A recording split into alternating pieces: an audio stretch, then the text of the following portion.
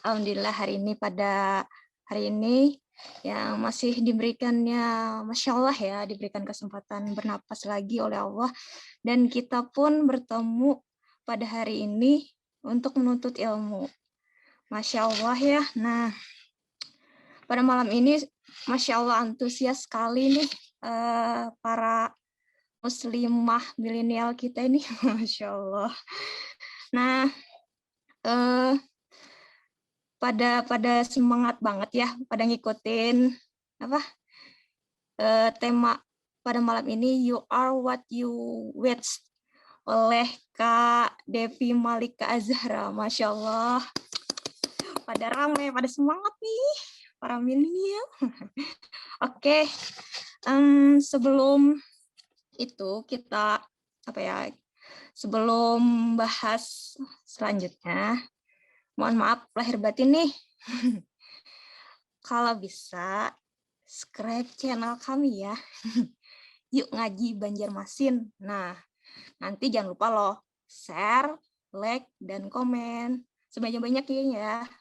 Ajak saudara kalian, teman-teman kalian, pokoknya di sekeliling kalian deh, di sosmed pun kalau bisa ya, supaya dakwah kami bisa berkembang gitu. Masya Allah.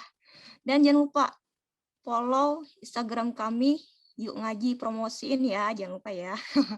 Oke. Perkenalkan, nama saya Arianti. Di sini saya selaku MC. Maaf ya, kalau saya agak gugup gitu. Mohon maaf lahir batin semuanya. Nah, untuk dalam susunan acara sebagai berikut: pembukaan, membaca ayat suci Al-Quran. Setelah itu dengan tata tertib kajian untuk peserta, ta'aruf dengan biodata si pemateri. Insya Allah, bismillah, bisa tanya jawab guys.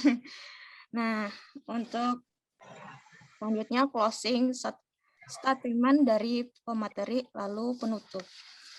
Oke, nah para peserta, untuk saat ini mari kita sebelum memulai acara, marilah kita memanjatkan doa dengan membaca Al-Fatihah.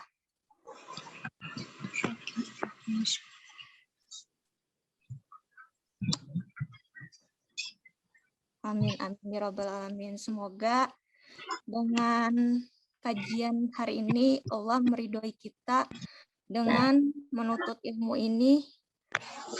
Amin, amin, ya rabbal alamin. Nah, untuk selanjutnya mempersingkat waktu, selanjutnya kita persilakan kepada Kakak Kiptiah untuk bertilawah Al-Quran. Kakak dipersilahkan. Assalamualaikum warahmatullahi wabarakatuh. A'udzu billahi minasyaitonir rajim. Bismillahirrahmanirrahim. Wa yauma yunadihim fayaqulu aina syuraka'i alladzina kuntum taz'umun. Qala alladzina haqqa alaihimul qawlu rabbana haula'i alladzina aghwaynahum kama ghawayna tabarra'na ilaika ma kanu iyyana ya'budun wa qila du'u syuraka'akum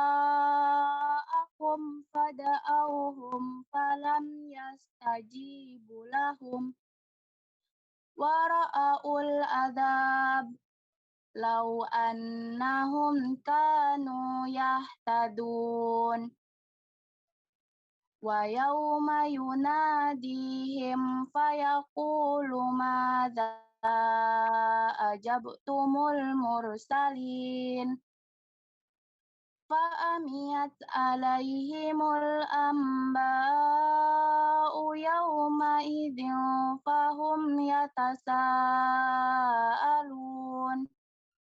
فأما من تاب وآمن وعمل صالحا فعسى أن يكون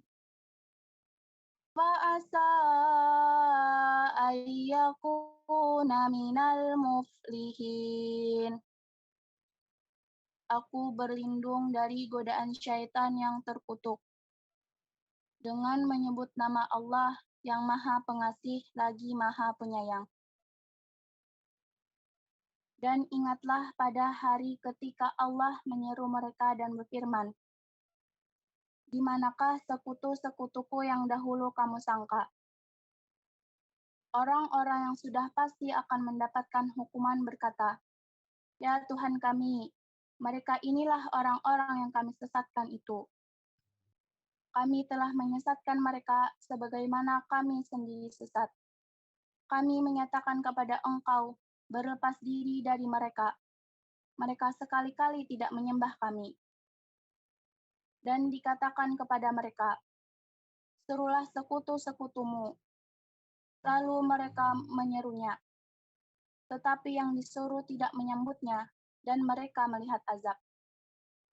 Mereka itu berkeinginan sekiranya mereka dahulu menerima petunjuk.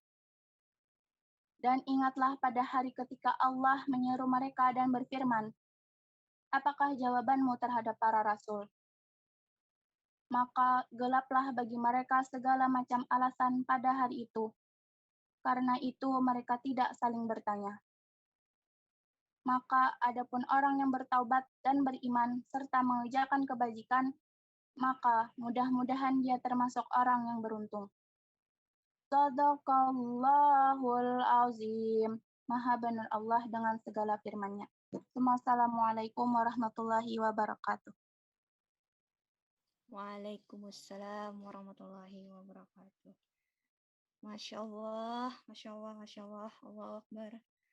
Begitu indahnya ya lantunan ayat firman Allah. Masya Allah. Dan artinya terjemahnya Masya Allah yang membuat kita tersentuh. Dengan demikian tadi tilawah Al-Quran yang dibacakan oleh Kakak Kiptiah. Semoga senantiasa memberikan pahala kepada kita yang pahala yang dengan ridha Allah bagi yang membaca maupun yang mendengar. Acara yang ketiga ialah ta'aruf singkat dari biodata pematerinya yaitu Kak Devi Malika Zahra, seorang homewave yang sedang menyibukkan diri dalam dakwah milenial dan dunia kepenulisan, lahir di Kota Baru 16 Oktober tahun 9 berapa Kak? 96? 93. 93, Wet Home dan Glory. Riwayat karir kepenulisan juara 2 Seteng cerpen bertema politik di seminar kepenulisan Tere Lie. 250 besar lomba puisi nasional oleh Inspirasi Pena yang dibukukan. Penulis buku antologi Sepanjang Jalan Cinta, Motivator, Arti Kebahagiaan dan Perjuangan. Organisasi dan training founder, maaf ya bahasa Inggris saya. Organisasi dan training founder Terasma Official, pengisian kajian Sri Siroh Sohabiyah, Instagramnya @sohbiyah. Dewan Pembina Organisasi PPK Al-Qudwah Fakultas Pertanian ULM, Unlab. Member Yuk Ngaji Banjarmasin. Member Family Blogger of Banjarmasin. Kelas ngepas online Yuk Ngaji. pada bulan September sampai November tahun 2020. Training ekskul Yuk Ngaji Entertainment ongoing dan kelas ngeslow ngepas Yuk Ngaji ongoing.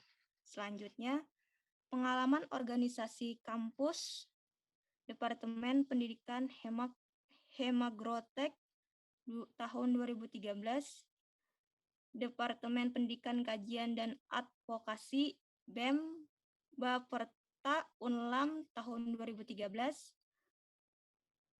Departemen Opini dan Syiar Lembaga Dakwah Kampus Angkatan Muda Al-Baitar Unlam BJB tahun 2012 sampai 2014, Ketua Jaringan Dakwah Anisa Badan Koordinator Lembaga Dakwah Kampus Jatwah PKLDK tahun 2013 dan Ketua Anisa PPK Al-Qudwah tahun 2015.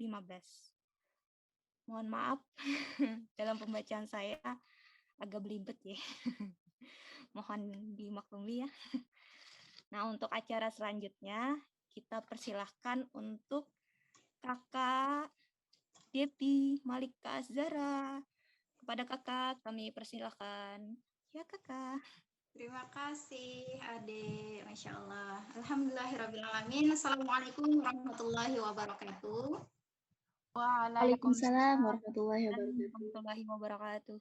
Innal hamdalillah nahmaduhu wa nasta'inuhu wa nastaghfiruhu wa na'udzu billahi min shururi anfusina wa min sayyiati a'malina. May yahdihillahu fala mudilla lahu wa may yudlil fala hadiya lahu. Asyhadu an la ilaha illallah wa asyhadu anna Muhammadan abduhu wa rasuluh. La nabiyya ba'da.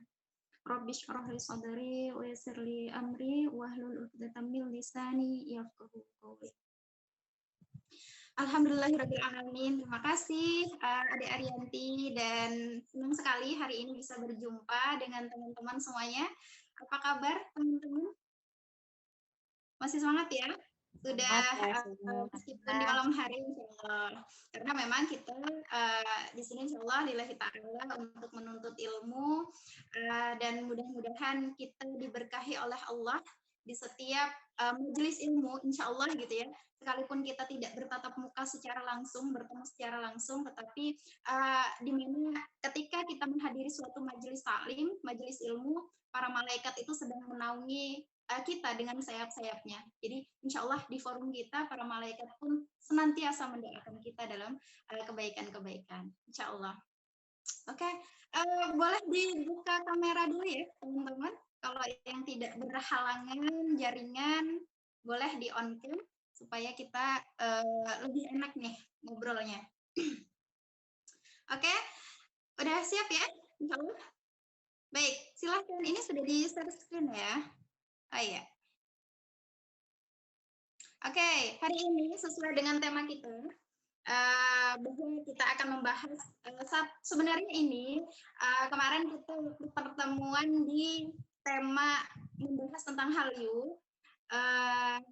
Kita ada janji bahwa ada pertemuan kedua nih untuk membahas lebih lanjut supaya nggak karena dirasa perlu ada pembahasan lanjutan, gimana dong caranya Kak kalau kemudian kita itu sudah terbiasa dengan tontonan-tontonan yang kemudian ya you know lah ketika seorang fangirl, seorang K-popers atau orang yang suka drama, itu gimana sih kemudian kita itu ketika sudah tahu bahwa ada dua persimpangan, ketika kita menghadapi satu tontonan gitu ya, di mana tontonan itu dibuat oleh orang-orang kafir, ada satu persimpangan di mana status kita sebagai seorang muslim ternyata ada hal-hal yang kok kayaknya nggak etis ya kita sebagai seorang muslimah juga mengikuti tren mereka, baik drama, K-pop dan seterusnya.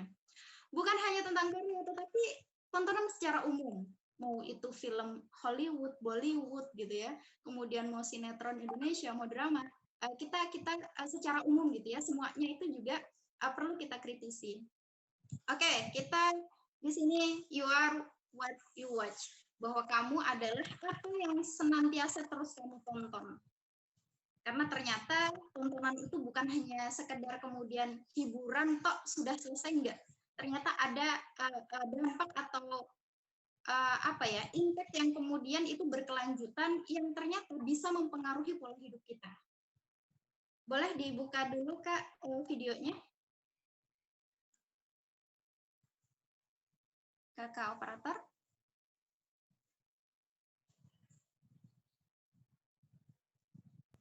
Bodoh tentang akidah, dan itu sudah tersistematik kita dibodohkan tentang akidah, Ibu. Padahal kekufuran itu nanti puncaknya apa, Ustaz? Kekufuran itu munculnya itu puncaknya itu Dajjal, Ibu. Dan Rasulullah itu sudah menyampaikan Dajjal itu merupakan akbarul fitan. Sesungguhnya fitnah yang paling besar itu Dajjal, Ibu. Dan ingat loh, kalau kita tidak paham tentang akidah, kita itu tidak akan ngerti bahwasanya itu Dajjal. Kenapa? Ada satu hadis Nabi yang ketika Nabi menyebutkan ini. Ketika nanti Dajjal itu muncul, kata Rasulullah, tanda kafara yang ada di jidatnya Dajjal itu tidak ada yang membaca kecuali orang yang beriman. Orang itu tidak dikatakan beriman sampai dia paham akidah. Makanya kalau kita tidak paham ini dan tidak memahamkan kepada anak-anak kita, Ibu, bisa jadi ketika Dajjal itu muncul, kemudian ada tulisan kafara, kemudian anak kita tidak beriman karena tidak paham akidah, bisa jadi kita mengatakan, nak itu Dajjal, nak. Anak kita berkata, enggak Ibu, itu bukan Dajjal. Ada tulisan kafara itu loh di keningnya, enggak, itu bukan tulisan kafara, itu huruf Korea.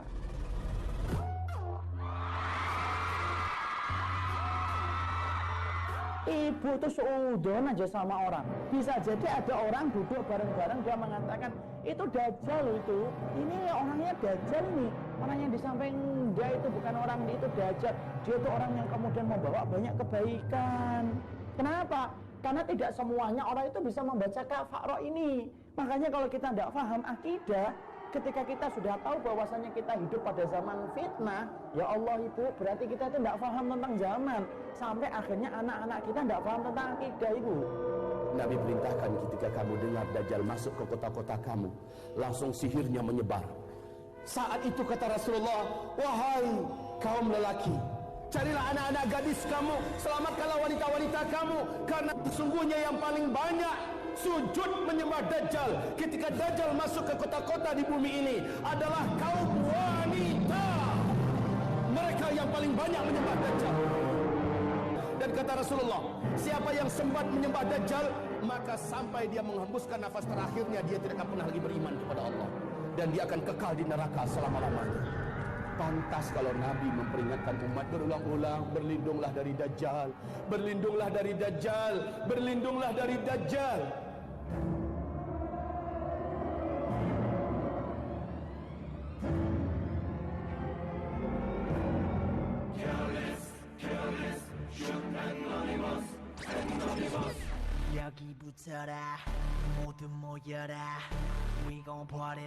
Di antara manusia ada yang mengangkat selain daripada Allah sebagai tandingan-tandingan bagi Allah. Dengan cara mereka mencintai tandingan itu seperti mereka mencintai Allah, sama sejajar. Awas, jangan sampai cinta makhluk lebih kita utamakan daripada ridha Allah.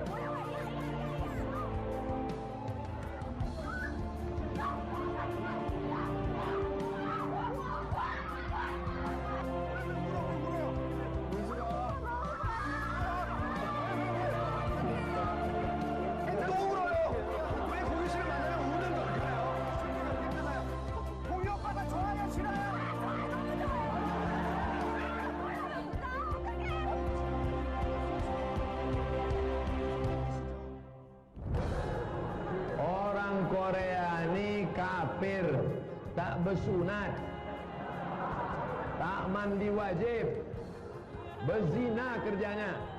Jangan suka kepada orang kafir. Man tasabbaha biqaumin fahuwa minhum. Siapa yang suka kepada orang kafir, maka dia bagian dari kafir itu. Condong hatinya kepada orang kafir.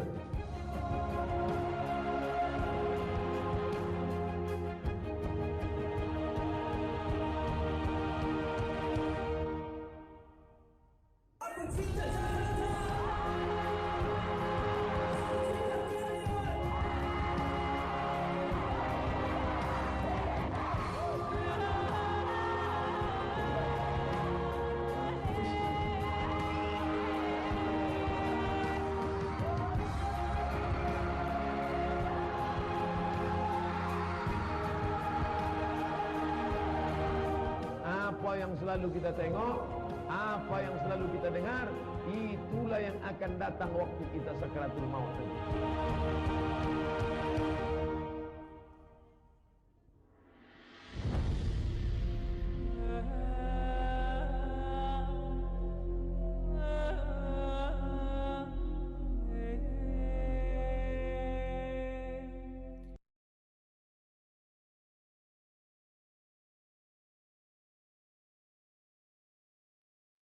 Oke, terima kasih kakak operator. Oke, kita lanjutkan. Sekarang pertanyaannya adalah, menurut teman-teman, jadi silahkan di kolom chat ya, di kolom chat diketik. Pertanyaannya adalah, tadi setelah menyaksikan video tersebut, di mana perempuan-perempuan itu serba tergila-gila, semuanya tergila-gila dengan para idol, itu kira-kira dia baru aja tahu dan baru aja melihat, atau memang dia sudah konsisten setiap hari dia mantengin si idol terus? Nah, pilihannya yang mana nih kira-kira? Apakah sekali dilihat langsung, atau kemudian mereka memang sudah konsisten setiap hari, everyday mantengin idol-idolnya, mau dia itu comeback albumnya, MV-nya, kemudian dia main drama, dia main variety show, konsisten setiap hari bahkan bisa jadi ya.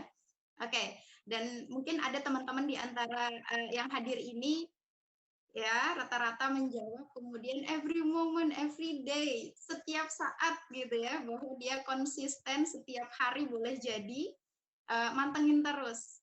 Nah di sini mungkin banyak teman-teman juga yang kemudian dulunya seorang fangirl, dulunya adalah orang yang kemudian tergila-gila dengan Korea drama atau kemudian dengan K-pop. Nah, itulah yang terjadi teman-teman. Bahwasannya tontonan itu tidak hanya sekedar kemudian yang dikatakan sebagai hiburan, tetapi dia bisa mempengaruhi bahkan sampai perilaku, sampai dia kejang-kejang gitu ya. Banyak sekali video yang lainnya gitu ya, ketika para fans itu datang ke fan meeting atau kemudian ke acara konser gitu ya, atau bahkan mereka itu sampai menunggu di bandara, sampai bahkan datangnya sore itu bisa jadi dari subuh dia udah nungguin.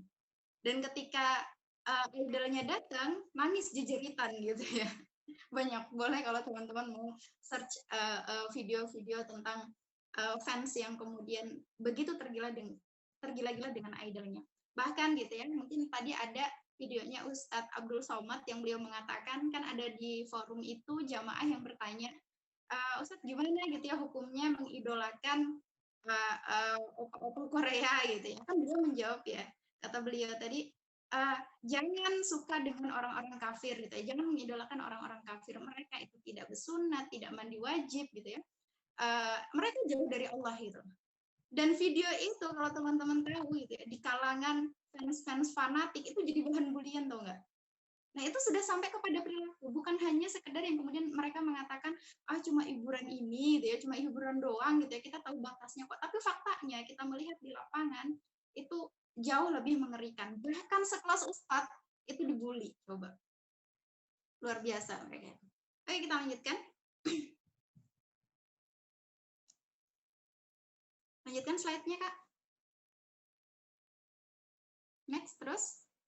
Nah, di sini ternyata gitu ya, sebelum kemudian kita sampai kepada bagaimana perilaku seseorang itu bisa sedemikian gitu ya. Contohnya tadi adalah ya mungkin teman-teman kita juga yang kemudian mereka itu sangat fanatik terhadap sesuatu. Nah, ternyata di sini kita harus memahami terlebih dahulu bahwa itu semua dipengaruhi oleh pola pikir mereka. Nah, sebelum sampai kepada bagaimana pola pikir itu bisa mempengaruhi pola sikap seseorang, nah kita harus mengetahui dulu syarat dari berpikir itu apa. Nah, teman-teman bisa lihat di slide ya. Yang pertama, jadi syarat dari berpikir seseorang itu harus ada informasi atau kemudian fakta yang terindra. Boleh next terus Kak, diteruskan sampai habis itu ininya. Ada lingkungan yang pertama. Kemudian teruskan. Ya, terus. Oke, teman-teman bisa lihat ya. Oke, stop. Nah, di situ ada lingkungan, kemudian ada media, asuhan, kemudian ada idola, buku, pengajaran, pengalaman, kejadian, atau kemudian bahkan juga doktrin. Nah, ini adalah informasi. Jadi informasi itu bisa didapatkan bukan hanya kita berkaitan dengan tontonan gitu ya, tetapi baik itu dari lingkungan, kemudian media ini boleh jadi media surat kabar, atau kemudian televisi, radio, sosial media gitu ya. Kemudian ada pola asuh seseorang. Biasanya kita mendapati seseorang itu, kenapa sih kok dia karakternya kok kayaknya tegas gitu ya. Kemudian ketika ditanya, oh memang karena pola asuh keluarga aku keras gitu ya. Mungkin ada di antara teman-teman yang seperti itu. Kemudian idol atau idola. Nah, ini kalau kita merujuk kepada kata idola gitu ya, teman-teman boleh search kata idola itu nanti ambil dari kamus yang berbahasa Inggris gitu ya. Jadi di sana itu disebutkan bahwasannya idola itu adalah sesembahan. Jadi bahasa gampangnya itu adalah sesembahan, arti dari kata idola itu. Di mana ketika seseorang sudah mengidolakan seorang tokoh gitu ya, tokoh apapun, apakah itu kemudian aktor atau kemudian penyanyi atau kemudian misalkan seorang tokoh-tokoh yang lain. Nah, dia akan cenderung mengikuti apa-apa yang kemudian dilakukan oleh idolnya. Misalkan idol K-pop gitu ya. Dia katakanlah dari style berpakaian, dia cenderung mengikuti. Kemudian dari perkataan-perkataan dia ikuti gitu ya. Pola hidupnya dia ikuti. Nah, kemudian dari buku yang kita baca, itu juga sangat mempengaruhi pola pikir kita. Karena tadi kan informasi gitu ya. Kemudian ada dari pengajaran, misalkan kita kulturnya di sekolah diajar seperti apa gitu ya. Mungkin yang sekolah umum dengan sekolah yang dia basicnya adalah sekolah agama itu berbeda kulturnya. Kemudian dari pengalaman, dari kejadian-kejadian, kemudian termasuk juga doktrin. Nah, kalau doktrin ini beda ya. Doktrin dengan berpikir itu berbeda. Kalau doktrin itu kemudian dia pokoknya kamu nggak boleh nanya, apapun yang saya katakan pokoknya harus kamu terima. Nah, itu doktrin gitu ya. Kita nggak boleh berpikir apakah itu benar atau tidak. Kita lanjutkan. Nah, tadi yang pertama informasi ya. Yang kedua adalah indera. Seseorang kalau kemudian nggak punya indera, itu sulit untuk kemudian mencerap atau menyerap informasi. Misal kita tidak punya penglihatan misalkan, maka akan sedikit kesulitan kita menerima informasi, oh ini warnanya misalkan hijau, kuning, biru, dan seterusnya. Kemudian ada pendengaran. Ketika seseorang itu adalah tunarungu, tidak bisa mendengar gitu ya, maka dia juga kesulitan untuk menyerap yang namanya informasi itu. Makanya penting yang namanya indera itu sangat penting. Jadi panca indera kita itu kelimanya berfungsi dengan bagus, dengan baik, maka informasi yang kita serap itu juga akan dengan baik gitu ya sampai kepada otak kita. Nah, dalam hal ini kalau kita menurut teman-teman indera paling esensial, ya semuanya esensial ya, semuanya penting ya. Panca indera kita, 5 indera kita itu penting gitu ya. Tapi menurut teman-teman dari antara penglihatan, pendengaran, apa lagi? Peraba, kemudian pengecap, itu di antara itu yang mana yang paling esensial menurut teman-teman? Boleh di chat. Pendengaran Kak, oke. Penglihatan, oke. Ada lagi? Ada pendengaran, ada penglihatan. Orang bisa melihat, nggak bisa melihat, tetapi bisa dengar, dibandingkan dengan orang nggak bisa dengar tapi bisa lihat. Kira-kira yang mana yang paling penting? Dua-duanya penting ya. Tetapi orang nggak bisa ngelihat tetapi bisa dengar itu jauh lebih penting dibanding kemudian orang nggak bisa dengar gitu ya, tetapi dia bisa melihat. Bagaimana dia bisa menerima informasi, katakanlah misalkan, oh ini namanya apa, buku misalkan ya, dia ada warnanya, buku itu adalah kuning. Ketika kemudian kita informasikan dia adalah kuning gitu ya, tetapi kita tidak bisa mendengar, mungkin bisa ditulis gitu ya. Tetapi yang paling penting di antara semua itu adalah pendengaran. Karena dengan kalau kita nggak bisa melihat, kita kemudian masih bisa meraba, kemudian juga masih ada pendengaran gitu ya. Nah, jadi seperti itu. Kemudian orang yang nggak bisa ngomong itu tentu saja dia juga kesulitan gitu loh menyerap yang namanya informasi karena dia tidak bisa kemudian menyebutkan atau misalkan merasakan gitu ya, ini kok dikatakan sebagai namanya, untuk berpikir itu perlu yang namanya indera. Oke, kita lanjutkan.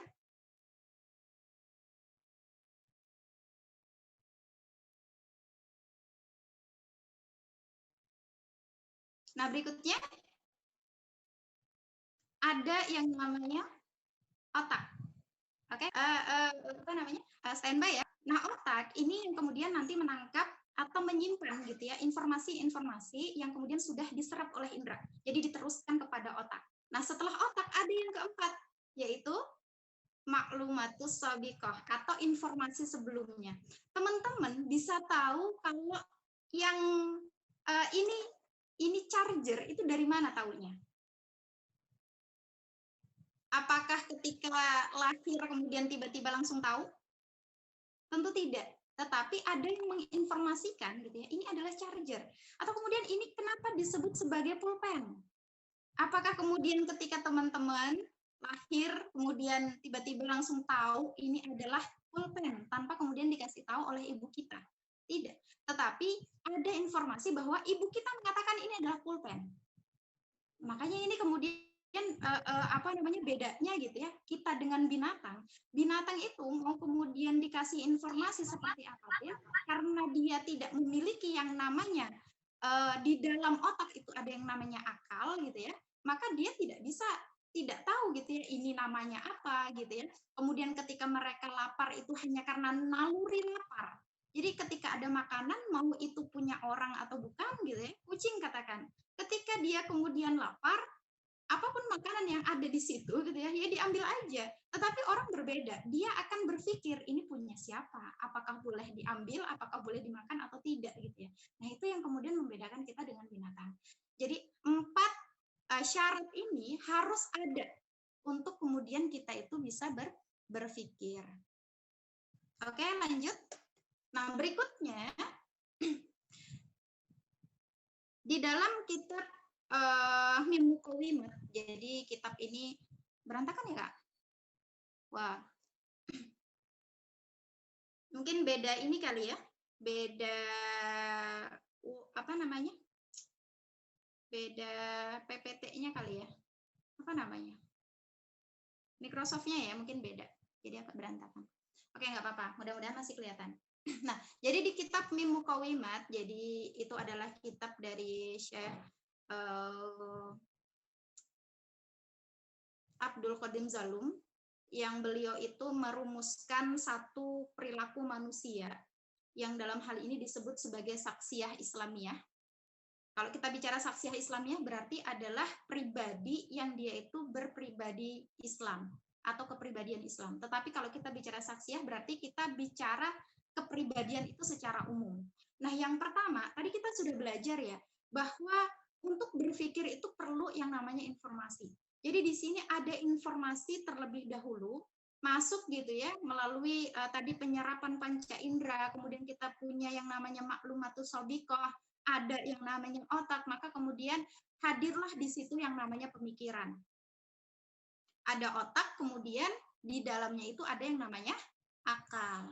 Nah, kemudian dari situ lanjut setelah kita itu berpikir, maka memadukan pemikiran itu dengan yang namanya perasaan. Nah, di sini hadirlah kemudian keyakinan. Jadi di dalam kolbu, kalau kita bicara kolbu, ada yang mengatakan kolbu itu jantung, ada yang mengatakan kolbu itu hati secara ininya ya. Tetapi kemudian dari situlah hadir keyakinan, karena akal kita gitu ya dibarengi dengan perasaan. Jadi proses berpikir kita dibarengi dengan perasaan. Makanya kemudian teman-teman berpikir itu jangan pakai perasaan dulu, tapi pakai akal. Orang kalau berpikir itu pakai perasaan jadinya nebak. Bukan berpikir itu namanya, tapi nebak gitu ya. Tetapi kalau kemudian kita memfungsikan tadi syarat-syarat berpikir, ada informasi, ada kemudian panca indera kita, ada otak, ada maklumatus sabiqah atau pemahaman sebelumnya gitu ya, maka hadirlah di situ yang namanya pemikiran. Nah, kita dituntut untuk mendahulukan akal gitu ya, kemudian memadukannya dengan perasaan. Jadi jangan mendahulukan perasaan, jangan sedikit-sedikit baper gitu ya. Kalau bapernya yuk ngaji mah nggak apa-apa gitu ya, baper bawa perubahan gitu ya, baperan bawa perubahan. Tapi kalau bapernya itu adalah gampang tersinggung, gampang menduga-duga gitu ya, nah itu kita tidak diajarkan seperti itu di dalam Islam. Tetapi fungsikan akal kita gitu ya, kemudian padukan dengan perasaan hingga kemudian kita mendapatkan yang namanya keyakinan. Inilah yang kemudian disebut sebagai akliyah atau pola pikir. Jadi kita berpikir itu bukan hanya akal saja, tetapi juga memfungsikan perasaan kita. Jadi di situ ada akliyah. Oke, next Kak. Nah, dari akliyah maka dia pasti nantinya akan mempengaruhi yang namanya tindakan atau perilaku. Perilaku yang terus dilakukan maka akan menghadirkan yang namanya habits. Makanya kenapa gitu ya, kita ini pengalaman kakak pribadi juga gitu ya, ketika dulu itu masih jadi fangirl yang kemudian setiap hari tadi ya, kalau nggak nonton MV-nya itu kayak ada rasa yang kurang gitu ya, setiap makan itu harus sambil nonton MV mereka dan seterusnya itu menjadi habits, kebiasaan gitu loh. Karena tadi terus kemudian informasi itu terus masuk ke dalam diri kita. Kita misalkan nge-stan sama satu idol tertentu yang kemudian kita cari tahu tentang dia, tanggal lahirnya, asal usulnya gitu ya. Kemudian dia dari latar belakang keluarga yang seperti apa, dia ada di variety show apa saja, ada di drama apa saja gitu ya. Sampai kemudian kita udah jadi habits, jadi kebiasaan gitu loh. Bahkan kemudian ya tadi gaya hidup mereka pun juga kita ikuti. Teman-teman gitu ya, sudah hadir di Indonesia ini yang namanya soju halal. Pasti udah tahu dong. Soju halal gitu ya. Ya namanya yang di mana-mana mau ada label halalnya. Kalau dia itu adalah bahannya adalah alkohol dan turunan-turunannya gitu ya, mau ada label halalnya sekalipun gitu ya, itu tetap haram. Nah, ini makanya penting gitu ya, kita nggak cuma sekedar karena sudah terpengaruh gitu ya dengan tadi pola pikir kita seolah-olah semua yang berkaitan dengan Korea itu keren gitu ya, sampai kemudian kita juga ketika ngelihat padahal kalau di drama kita tahu bahwasannya yang namanya alkohol itu haram gitu ya. Tapi kenapa ya kalau nonton di drama itu kayaknya orang yang mabuk itu apalagi yang ceweknya misalkan mabuk gitu kayaknya lucu gitu ya, tingkahnya lucu. Kita itu pola pikirnya udah kok kayak beda ya, nggak kemudian kita itu tegas dengan bahwasannya ini haram, harus aku benci. Enggak, kita udah berubah gitu ya. Pola pikir kita udah berubah bahwasannya termasuk juga misalkan pacaran gitu ya, di dalam drama-drama itu nggak mungkin nggak pacaran gitu ya, drama-drama romance kayak gitu.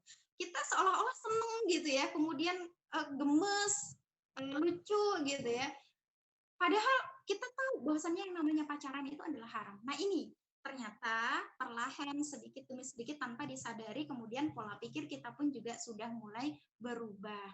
Jadi dari tindakan tadi inilah yang kemudian disebut sebagai nafsiyah. Jadi saksiyah atau kepribadian itu adalah pola pikir dan pola sikap, di mana pola sikap seseorang itu pasti dipengaruhi oleh pola pikirnya. Orang-orang yang kemudian berpacaran itu karena pola pikirnya dia di dalam pikirannya bahwasannya pacaran itu boleh, bahwasannya Katanya yang penting nggak ngapa-ngapain, orang cuma duduk-duduk aja kok Kak, nggak ngapa-ngapain, bohong. Nggak mungkin orang pacaran itu nggak ngapa-ngapain. Terus kalau nggak ngapa-ngapain, ngapain juga pacaran? Ya udah, nggak usah pacaran aja kan gitu. Nah, pasti kan ada tujuan. Oke, lanjut. Next. Maka di sini kita bisa mendapati satu, belum Kak, filosofi Teko tadi ya. Kita akan mendapati satu konsep bahwa ternyata benar adanya filosofi Teko itu sangat relate gitu ya dengan kehidupan kita. Teman-teman boleh jawab, yang ada di cangkir itu kira-kira isinya apa? Jus, teh, atau apa? Di chat ya.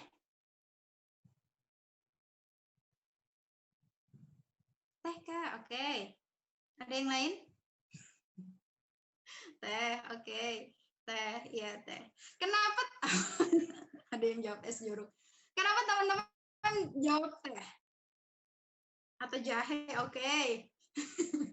Kenapa teman-teman jawab teh? Kenapa teman-teman jawab es jeruk? Kenapa jawab teh? Karena biasanya yang ada di Teko seperti itu teh. Kalau es jeruk, itu biasanya, kalau es jeruk, itu beda gelasnya Kak, nggak mungkin pakai cangkir seperti itu. Ya nggak teman-teman? Pasti karena sudah ada informasi sebelumnya kan, teman-teman menjawab teh gitu ya rata-rata. Mungkin ada yang hendak belain menjawab es jeruk. Nggak mungkin es jeruk itu ditaruh di cangkir yang seperti itu. Kita sudah dapat sering melihat atau bahkan kita sendiri di rumah bikin teh itu pasti cangkirnya seperti itu. Tekonya, ceretnya itu seperti itu. Kalau es jeruk tuh beda Kak, nggak mungkin ditaruh di situ gitu ya. Nah, itulah informasi sebelumnya teman-teman. Penting sekali bagi kita untuk tadi ya menyerap informasi itu kemudian mendapatkan informasi itu yang benar gitu. Karena itu nantinya akan kepake ke jangka panjang. Nah, oke. Kenapa jadi di dalamnya itu ada teh? Dari mana asal teh itu kira-kira? Tiba-tiba ada main sulap, ting. Apa kemudian dari mana asalnya? Dari dalam Teko, betul sekali. Makanya disinilah yang namanya Teko itu pasti mengeluarkan isinya. Kalau isinya teh, maka yang keluar adalah teh. Kalau isinya mungkin tadi kopi, yang keluar adalah kopi. Kalau isinya di dalam Teko itu adalah comberan gitu ya, maka yang keluar di dalam gelas itu juga comberan. Nah, begitulah kita teman-teman. Jadi ibaratkan kita itu mau mengisi Teko itu dengan apa? Kita mau mengisi ini informasi yang mau kita masukkan ke dalam pikiran kita, ke dalam otak kita itu apa? Maka apapun yang ada di dalam pikiran kita itu adalah yang kemudian akan kita keluarkan, akan kita realisasikan dalam tingkah laku maupun ucapan.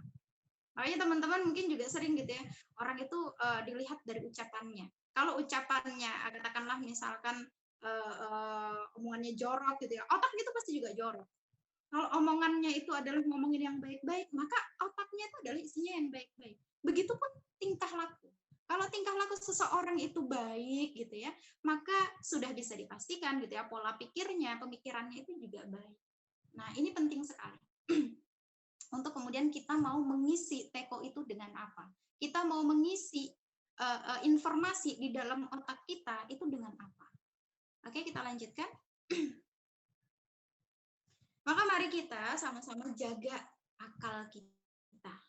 Ini yang kemarin baru-baru ya, beberapa bulan yang lalu lah ya, di rame kemudian disahkan yang namanya undang-undang minol, minuman beralkohol gitu ya. Bahwasannya sebenarnya faktanya itu sebenarnya sudah kita semua tahu lah ya, siapapun gitu ya tahu bahwasannya yang namanya alkohol itu pasti merusak. Ini merusaknya secara ada bendanya, ada fisiknya, ada zatnya yang kemudian merusak akal dan otak kita. Nah, ternyata kemudian juga ada selain minuman keras ataupun kemudian narkoba gitu ya, zat-zat aditif yang itu merusak otak, ada juga ternyata yang tanpa ada zat dalam artian itu ada benda fisiknya gitu ya yang masuk ke dalam tubuh kita, ternyata juga bisa merusak. Apa itu gitu ya? Next Kak. Ini dia teman-teman.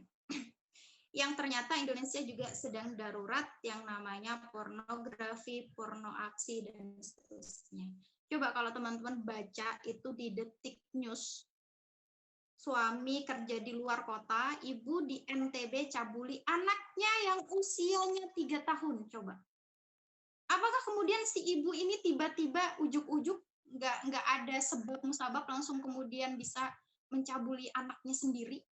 Nggak mungkin teman-teman, pasti ada informasi yang dia dapat gitu ya, entah itu kemudian dari tontonan, entah dari lingkungannya, pasti ada, nggak mungkin gitu ya, kita aja gitu ya, ibaratkan akal kita tuh nggak nyampe kok sampai setega itu dan sehina itu bisa melakukan hal tersebut kepada anaknya sendiri yang masih usia 3 tahun. Berita berikutnya, bermodus bina jadi atlet nasional, guru olahraga di Blitar setubuhi muridnya. Kemudian ibu di Ngawi mesum bareng pacar sang putri. Ketiganya juga pernah melakukan hubungan itu bertiga. Dan data yang kemudian berdasarkan survei segala macam gitu ya, dari berbagai sumber, kalau kita melihat gitu ya, sekitar 2,5 juta perempuan di Indonesia setiap tahunnya menjalani aborsi. Ini fakta yang kemudian terjadi di masyarakat, bisa jadi ini saudara kita, bisa jadi ini teman kita gitu ya. Kita selama ini jauh di Jawa gitu ya. Tetapi ternyata di Kalimantan Selatan pun tidak kalah parahnya. Dan ini semua tidak mungkin orang itu ujuk-ujuk tadi ya, tiba-tiba aja gitu ya, bisa melakukan semua itu. 21% siswa SMA pernah melakukan aborsi. Siswa. Dan kemarin yang terbaru, di Aceh apa di mana ya? Kakak lupa. Itu siswi di kelas brojol, melahirkan. Coba. Kemudian 12% situs di dunia yang setara dengan 24.644.170, makanya teman-teman. Dan kita mungkin nggak yang kemudian nggak mungkin lah kita gitu ya, nggak sampai ke yang namanya dalam artian pornografi itu secara ini. Tetapi teman-teman coba perhatikan gitu ya, mau di sinetron, di drama, film, banyak yang kemudian itu konten-konten pornografi. Memang iya mungkin tidak secara eksplisit gitu ya, tetapi yang namanya skinship gitu ya, kissing dan seterusnya itu sudah kemudian menjurus ke sana. Bukan hanya kemudian kita bicara drama Korea loh ya, di sinetron Indonesia pun banyak yang bahkan sampai kemudian sering mendapatkan teguran dari KPAI karena adegan ranjang dan seterusnya. Oke, itu adalah fakta bahwa yang namanya tontonan itu sangat mempengaruhi perilaku seseorang. Tidak mungkin orang-orang yang melakukan aborsi gitu ya, kemudian tadi pacaran gitu ya, kan diawali dari pacaran dulu, nggak ujuk-ujuk tiba-tiba hamil langsung aborsi, pasti kan diawali dengan pacaran dulu. Di mana di sinetron kita, channel-channel kita itu yang nggak ada pacarannya itu yang mana? Bahkan yang kemudian anak-anak SMP itu sudah ngajarin pacaran semua. Maka tidak heran banyak dari remaja-remaja putri itu kebanyakan adalah dari usia SMP, SMA. Yang mereka kemudian banyak melakukan aborsi dan seterusnya. Oke, kita lanjutkan.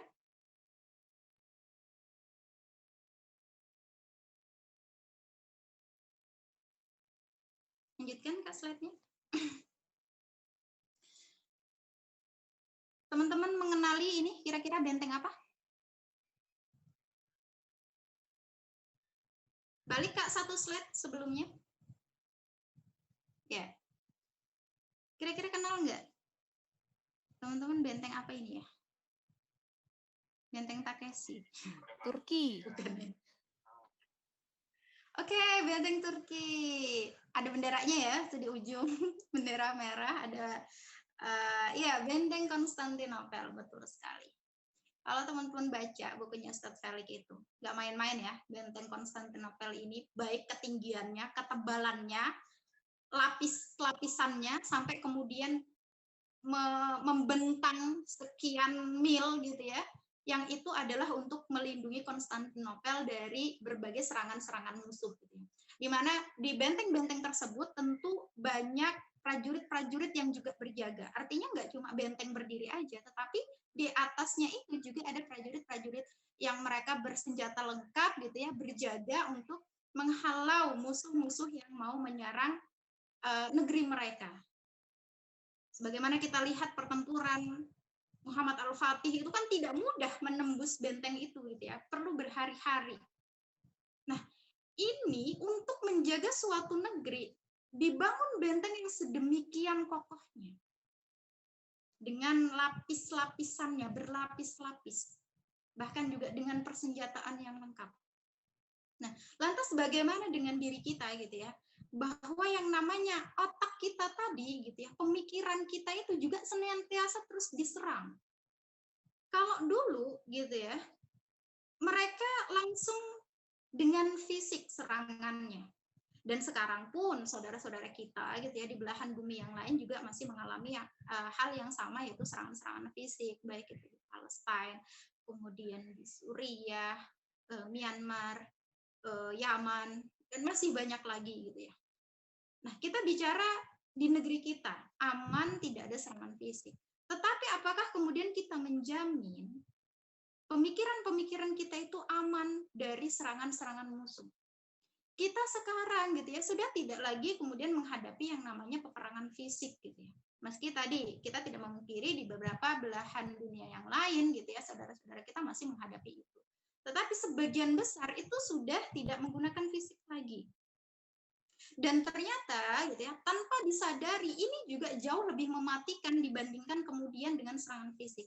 Serangan fisik tentara kelihatan fisiknya, oh ini ada musuhnya kelihatan, mereka bawa tank, mereka bawa rudal segala macam kelihatan gitu.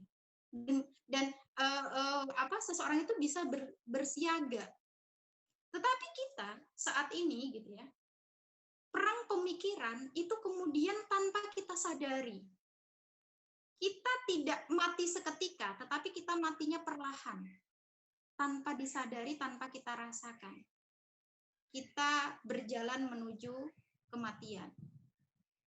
Dan ternyata orang-orang yang kemudian diserang pemikirannya gitu ya, tidak matinya langsung mati gitu ya, di mana dia matinya perlahan, sebelum mati dia juga menjadi agen dari musuh itu sendiri. Karena dia tidak sadar bahwasannya musuh itu kan menyerang dengan pemikiran. Dia nggak sadar bahwa dia sedang terserang pemikirannya. Sehingga dia pun membawa pemikiran itu untuk kemudian diberikan kepada saudara-saudaranya yang lain. Dia mempropagandakan pemikiran-pemikiran itu, menyebarkan pemikiran-pemikiran itu. Nah, itulah yang terjadi. Jauh kemudian lebih mematikan. Dan itu perlahan tapi pasti. Kita lanjutkan.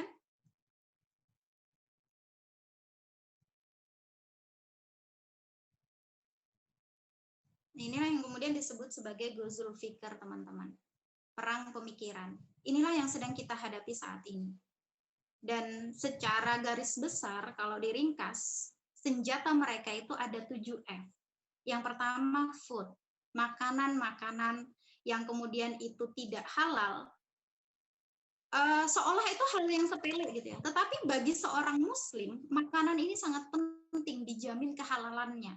Karena ketika seseorang memakan sesuatu yang tidak halal, baik itu dari zatnya atau kemudian cara mendapatkannya, itu bisa merusak syaraf-syaraf seseorang.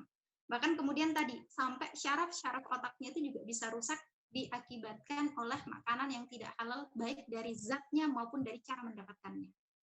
Kemudian tadi, gaya hidup gitu ya, dari makanan yang sudah kakak sebut tadi, misalkan kayak soju halal gitu ya. Kenapa sih kok kita ngebet banget pengen soju halal? Nah, kita sudah termakan dengan tontonan kita bahwa yang namanya soju tuh kok kayaknya keren gitu ya. Boleh minum minuman beralkohol, tetapi yang berlabel halal, padahal itu tidak menjamin kehalalannya 100%. Yang namanya alkohol, di mana-mana yang namanya khamar itu adalah yang memabukkan gitu ya. Itu adalah bisa merusak. Kemudian fun ini baik dari hedonisme, kesenangan hidup gitu ya. Kita sukanya nonton hiburan aja gitu ya. Kalau misalkan, katakanlah misalkan gitu ya, teman-teman di explore atau di Instagram itu nemu tontonan yang mengasihkan itu bisa berjam-jam gitu ya. Tahu-tahu tiba-tiba dapet nih di explore tayangan tentang pembantaian anak-anak di Gaza. Itu udah langsung di-skip. Langsung di-skip. Kayak apa ya, kayak malas gitu loh nonton. Atau kemudian dapat ayat ayat tilawah gitu ya, ketika lagi di explore itu dapat ayat, langsung di skip. Tetapi ketika misalkan itu tontonan yang kita kemudian suka gitu ya, katakanlah misalkan ada cuplikan MV gitu katakan, itu bisa dicari terus. Dan kita bisa menandai apa yang sering kita lihat itu dari explore kita di Instagram. Karena yang sering kita search dan sering kita lihat, termasuk juga di YouTube ya. Teman-teman nanti coba buka YouTube. Jangan cari apa-apa dulu, buka aja dulu YouTube gitu ya. Apa yang muncul di beranda? Atau kemudian di explore Instagram kita, apa yang muncul di sana? Maka itulah diri kita. Karena sekarang yang namanya artificial intelligence itu sudah sangat canggih gitu ya. Bahwasannya Masya Allah, Alhamdulillah, Yuk Ngaji dong. Berarti yang sering ditonton adalah acara-acara Yuk Ngaji. Alhamdulillah, kita sangat bersyukur kalau sudah seperti itu, karena itu nanti otomatis kok. Yang sering kita lihat maka itu yang muncul di beranda. Nah, kemudian fashion, cara berpakaian gitu ya. Kita boleh fashionable boleh, tetapi harus kemudian sesuai dengan tuntunan yang kemudian ditetapkan oleh Allah dan Rasulullah gitu ya, bahwa menutup aurat, harus kemudian mengenakan jilbab, pakaian perempuan itu gamis, tidak yang kemudian pakai celana, dia menutup dada kerudungnya dan seterusnya gitu ya. Nah, nggak masalah selama kemudian tadi memenuhi syarat-syarat tadi, mau fashionable, mau kemudian kerudungnya bentuk apa gitu ya, mau warnanya apa gitu ya, selama kemudian sesuai dengan ketentuan Allah nggak masalah. Tetapi faktanya sekarang banyak orang yang terpengaruh dengan fashion dunia yang itu adalah nggak ada yang nggak membuka aurat. Banyak sekali gitu ya. Kemudian film, nah ini film juga sangat mempengaruhi, mau film apapun gitu ya, baik itu katakanlah Hollywood, Bollywood dan seterusnya. Kemudian free sex, dari film teman-teman itu bisa mencakup semua ini loh. Food, fun, fashion, free sex, free thinking, berpikir bebas gitu ya. Freedom, kemudian friction itu memecah belah.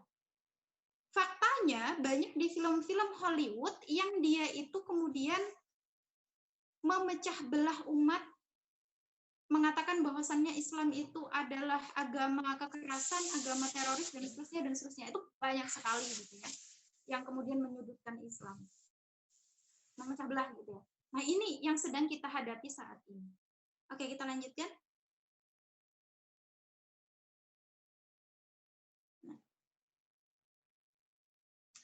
Ghazul Fikr itu adalah mereka itu punya yang namanya misi menjauhkan agama dari kehidupan. Jadi memisahkan manusia itu dari agamanya. Dia boleh beragama tetapi cukup hanya menjadi urusan pribadi. Jangan agama itu dibawa-bawa ke khalayak umum. Bicara agama itu di masjid aja. Bicara agama kan makanya dikatakan oleh kalau orang-orang kafir itu beragama itu adalah urusan pribadi, ranahnya pribadi, nggak usah dibawa-bawa. Di kampus nggak usah ngomongin agama, di pasar nggak usah ngomongin agama, di tempat umum jangan ngomongin agama. Agama itu menjadi urusan pribadi. Nah itulah yang kemudian salah satu misi dari Ghazul Fikr, menghilangkan Islam, menghalangi Islam untuk kemudian mengatur umat. Ya tadi nggak boleh diterapkan di dalam kehidupan sehari-hari. nggak boleh diterapkan di dalam sistem pemerintahan, hanya cukup menjadi agama pribadi. Kemudian mencerai-beraikan persaudaraan sesama muslim. Kita hadapi saat ini yang namanya muslim dengan muslim saling tinju, muslim dengan muslim saling kemudian berdebat gitu ya, tetapi ketika mereka menghadapi orang-orang kafir, ketika mereka menghadapi orang-orang yang kemudian itu jelas memusuhi kita gitu ya. Ya katakan misalkan orang kafir yang menghancurkan Palestina, menghancurkan Suriah gitu ya. Kok lantas ditemenin? Kan ini kebalik gitu ya. Dan benarlah kemudian hadis Rasulullah itu bahwasannya manusia gitu ya, sekarang itu sesama muslim itu mereka saling cakar mencakar, tetapi kemudian sesama dengan orang kafir itu malah mereka berlemah lembut, dengan sesama muslim justru kasar. Nah, itu yang terjadi. Kemudian menjauhkan muslim dari Islam. Islamofobia. Muslim tetapi takut dengan Islam. Dulu di antara saudara kakak ada yang kemudian mengatakan gitu ya, awal-awal kakak hijrah itu, nggak usah lah terlalu ikut acara-acara kayak gitu, nggak usah terlalu fanatik gitu ya, Islamnya itu yang biasa-biasa aja. Nah itu ya, jadi mereka takut gitu ya dengan Islam itu sendiri. Nah, kedok dari Ghazul Fikr atau perang pemikiran ini, mereka bermacam-macam gitu ya, mengatasnamakan HAM gitu ya, membungkus yang namanya keserakahan itu seolah menjadi kebutuhan hidup. Kita sering sekali kemudian membeli sesuatu yang itu sebenarnya tidak perlu, tidak penting, tidak kita butuhkan. Tetapi karena itu adalah merch-nya idol kita gitu ya, katakanlah albumnya atau kemudian like stick-nya. Kalau di kalangan fangirl itu sudah biasa ya. Itu kita nggak butuh sebenarnya itu gitu ya, tetapi kita merasa perlu untuk membeli itu. Merasa bangga dengan membeli itu. Nah, kemudian mencitrakan yang namanya pornografi dan porno aksi itu sebagai wujud dari seni dan pengekspresian diri. Ini yang terjadi. Makanya kita biasa gitu ya, kalau kemudian melihat ada drama sinetron yang itu berbau mengarah kepada pornografi dan porno aksi itu seolah sudah hal yang biasa. Kemudian menjadikan aktivitas yang melalaikan sebagai kebutuhan hiburan. Kalau sudah nonton itu berjam-jam tidak terasa, tetapi kalau ngaji, kalau kajian baru sebentar udah muak. Nah itu yang terjadi gitu ya. Ya ini kakak tidak memungkiri juga gitu ya. Itu bisa terjadi kepada kakak juga. Baru hadir baru beberapa jam di majelis taklim udah muak. Ternyata di situ ada jin yang mengipas-ngipasi kita supaya ngantuk. Oke, kita lanjutkan.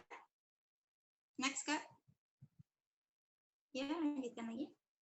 Nah, bagaimana kemudian mengenali tontonan berbahaya? Nah, ini penting sekali teman-teman.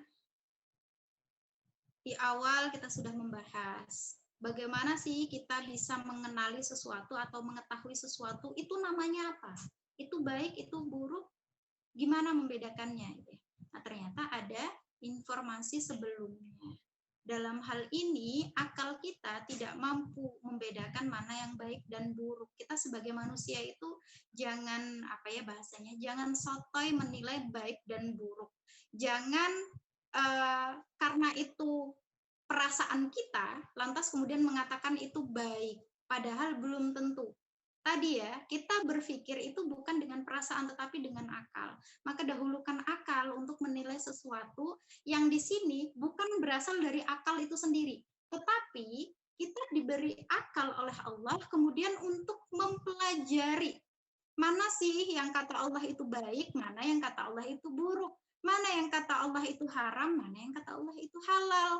Maka dalam hal ini tidak ada cara lain selain kemudian kita ngaji untuk bisa membedakan bukan hanya perkara tontonan gitu ya, tetapi semua hal yang berbahaya atau tidak bagi kita. Untuk mengenalinya itu harus dengan ngaji. Karena yang berhak kemudian menentukan baik dan buruk, benar dan salah itu adalah Allah. Dan cara satu-satunya untuk kita tahu adalah yang ngaji Islam. Jadi kalau kakak ditanya gimana sih kak tips mengetahui bahwa tontonan itu berbahaya atau enggak gitu ya, ya harus ngaji. Penuhi informasi akal kita atau otak kita itu dengan informasi-informasi yang baik dan buruk, benar dan salah, halal dan haram itu karena kata Allah, bukan karena penilaian kita sendiri. Allah pun mengatakan gitu ya, bahwa menurut kita baik belum tentu menurut Allah. Ya kan? Kalau menurut Allah itu baik, bagi kita itu sudah baik. Meskipun gitu ya, kita kadangkala menilai itu tidak baik. Tapi kata Allah itu baik. Meskipun kita menilainya belum tentu baik menurut kita gitu ya. Tapi karena Allah sudah mengatakan itu baik, pasti baik. Nah, seperti itu. Oke, kita lanjutkan. Nah, bagaimana meninggalkannya? Ini yang dulu juga menjadi dilema bagi kakak. Dan mungkin juga dilema bagi teman-teman yang mulai berhijrah, meninggalkan hal-hal yang unfaedah. Ada yang kemudian langsung tontonannya itu semuanya langsung di-delete, Ctrl A, delete semuanya, bersihkan recycle bin. Kalau di recycle bin masih ada, itu masih ada potensi untuk kemudian dikembalikan lagi gitu ya, tetapi langsung bersihkan recycle bin. Kemudian kalau itu bentuknya adalah DVD misalkan, atau kemudian ya DVD ya, yang bentuknya fisik, ya mau dibakar boleh, mau direbus juga boleh gitu ya, suka teman-teman mau pilih yang mana. Nah, itu salah satu yang bisa kita lakukan. Nah, harus gimana kalau kemudian ada potensi untuk kemudian balik lagi? Kakak jadi ingat ini ya, Ustadz Wimar. Jadi beliau itu kan edik banget sama yang namanya game dulu. Di antara teman-teman Ustadz yang ngaji kan punya latar belakang masing-masing. Ustadz Wimar itu beliau ediksi banget sama yang namanya game. Jadi kata beliau, saya itu gitu ya, kalau kemudian kan akun beliau semuanya sudah dijual ya, sudah dibersihkan semua lah. Jadi kalau saya itu supaya nggak balik lagi, itu jangan memulai main lagi. Artinya kalau kemudian nggak pengen kecanduan lagi, maka jangan memulai. Kalau sudah mulai, sekali aja, 1 episode aja, udah ketagihan. Mainnya lagi, satu episode aja lagi deh. Udah satu episode selesai, 1 episode lagi deh. Begitu seterusnya sampai tamat gitu ya. Nah itu, jangan memulai. Kemudian kakak juga jadi Mbak Mira Lesmana, jadi beliau itu seorang yang di dunia perfilman lah ya. Jadi beliau itu kan ditanya tentang drama Korea nonton nggak gitu ya. Beliau bilang nggak. Saya sekalipun saya orang perfilman gitu ya, saya nggak berani nonton drama. Satu episode memulai pasti nanti akan kecanduan ke episode berikutnya dan ke film-film atau drama-drama yang lainnya.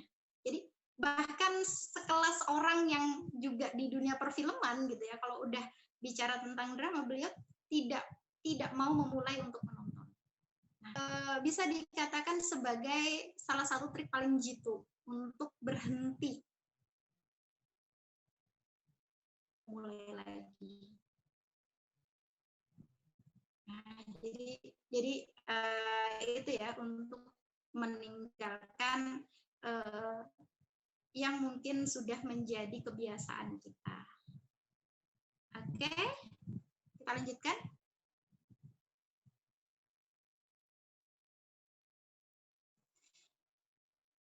Nah, di sini untuk menghindari yang namanya gozul fikir, informasi yang sudah masuk ke dalam otak kita itu adalah banyak yang hal-hal yang unfaedah, yang kemudian itu tidak bermanfaat bagi kita. Memang penting punya banyak informasi, tetapi lebih penting informasi itu yang berguna. Kalau banyak informasi tetapi tidak berguna, ya buat apa? Ya misalkan tadi tentang hiburan-hiburan itu berguna nggak sih buat kehidupan kita? Kan enggak. Apa sih yang kemudian berguna buat kita gitu? Udah atau belum kita itu belajar tentang sejarah Islam, tentang sirah Rasul, tentang sirah Nabi, tentang sirah sahabiyah, sirah para sahabat? Udah belum? Nah, ternyata itu kan jauh lebih berguna bagi kita, bagi kehidupan kita. Kita bisa meneladani bagaimana Rasul, para sahabat, para sahabiyah, dan seterusnya, dan seterusnya. Dan memperkuat ilmu Islam kita. Itu ternyata jauh lebih berguna bagi kita. Kemudian berkumpul dengan orang-orang yang salih dan salihah. Ini salah satu obat ya. Teman-teman sering dengar nggak lagunya Opik gitu ya. Obat hati kita sendiri. Nah, ini salah satu juga ya teman-teman, tipsnya itu jangan sering-sering sendiri. Sering-seringlah gitu ya hadiri forum-forum kajian, mau misalkan forum-forum sosial dan seterusnya. Dan kemudian belajar berdakwah di jalan Allah. Jadi tetapi kita akan lebih memudahkan untuk tidak lagi mengulangi atau melakukan hal tersebut. Sibuk dakwah gitu ya, di organisasi, nih di Ngaji ada kajian pekan ini, hadiri gitu ya. Nanti di sana ada kajian lagi, hadiri. Kemudian itu harus benar, dalam artian ketika katakanlah misalkan contoh kecil aja, teman-teman untuk apa sih mau kuliah? Rata-rata jawabannya supaya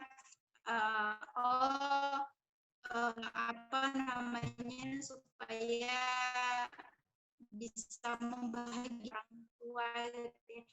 Kenapa selalu orientasi kita itu membahagiakan orang tua kok ke materi? Nah, gitu ya. Itu yang harus dibenahi dulu, orientasi kita terkait dunia itu. Buat apa sih kita dalam surganya Allah? Jadi orientasinya itu kepada Allah, bukan lagi kepada dunia. Kemudian amalkan Al-Quran dan As-Sunnah. Ya tadi udah tolabul ilmi, belajar, kemudian amalkan Al-Quran itu. Nah, jadi seperti itu ya teman-teman. Sorry, kakak ini baterainya ternyata habis. Sorry sebentar ya. Aduh.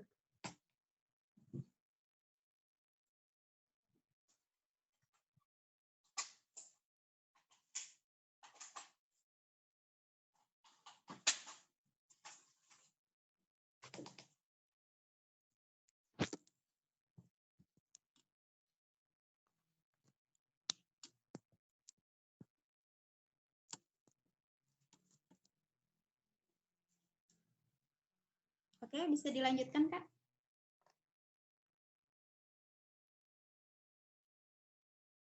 Slide-nya.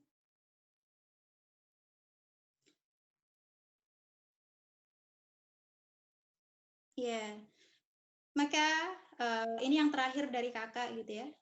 Segala sesuatu itu ada pertanggungjawaban di hadapan Allah. Jadi di dalam surah Al-Isra, ya, pendengaran, penglihatan, dan hati kita itu semuanya akan dimintai pertanggungjawaban. Apa yang kita lihat, apa yang kita dengarkan, kemudian apa yang ada di dalam hati kita, itu akan dimintai pertanggungjawaban oleh Allah. Maka yuk mari sama-sama gitu ya, kita mulai beralih kepada sesuatu yang faedah, sesuatu yang kemudian itu berguna bagi kita. Berguna bukan hanya untuk kehidupan dunia kita, tetapi juga berguna untuk kehidupan akhirat kita nanti. Nah, mungkin itu dari kakak. Mohon maaf jika ada kekeliruan. Terima kasih. Kakak kembalikan kepada Kakak Arianti ya. Iya, terima kasih. Silakan kalau ada. Syukran Kak, wajibina khairan. Masya Allah, alhamdulillah banget ya. Buat sebagai MC aja, Masya Allah gitu ya. Harum gitu. Jadi apa ya? Diri saya juga sebagai mantan K-pop sama drakor. Tuh, pokoknya Masya Allah deh pada malam ini pembahasannya. Nah, untuk Bismillah, Insyaallah, kalanya sesi tanya jawab, mohon di kolom chat ya. Kami persilakan untuk bertanya di kolom chat.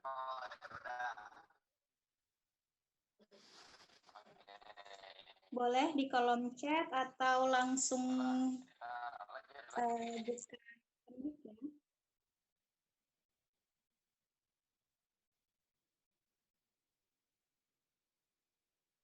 Kok suaranya ada yang bocor ya, Dek?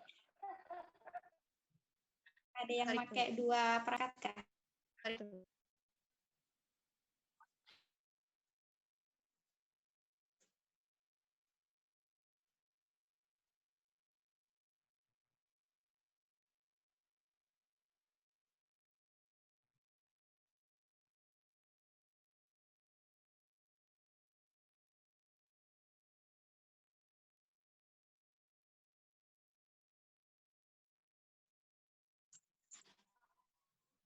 Kami persilahkan. Ada yang nanya tuh Kak, ini nanti ada rekaman ulangnya enggak?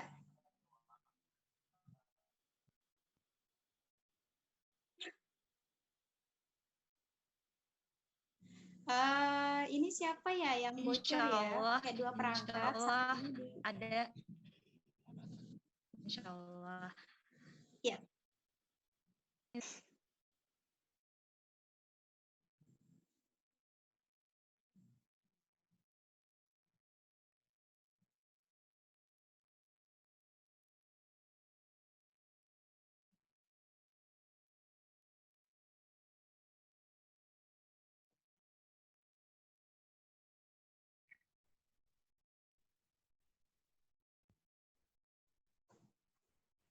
Kakak MC boleh dibacakan ya pertanyaannya.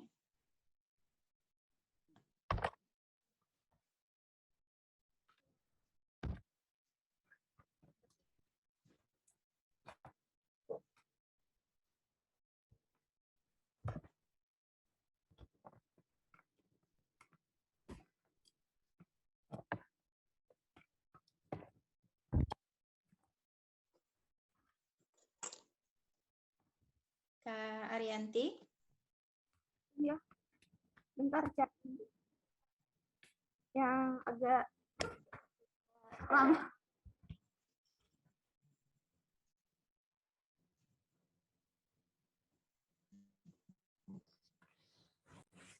Suaranya lancar nggak?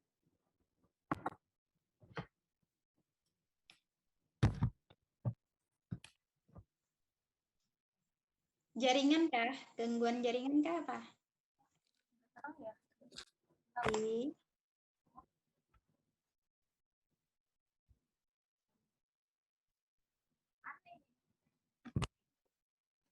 Mungkin kakak bacakan ya sambil ini ya.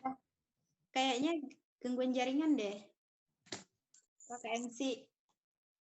Oke, kakak bacakan ya.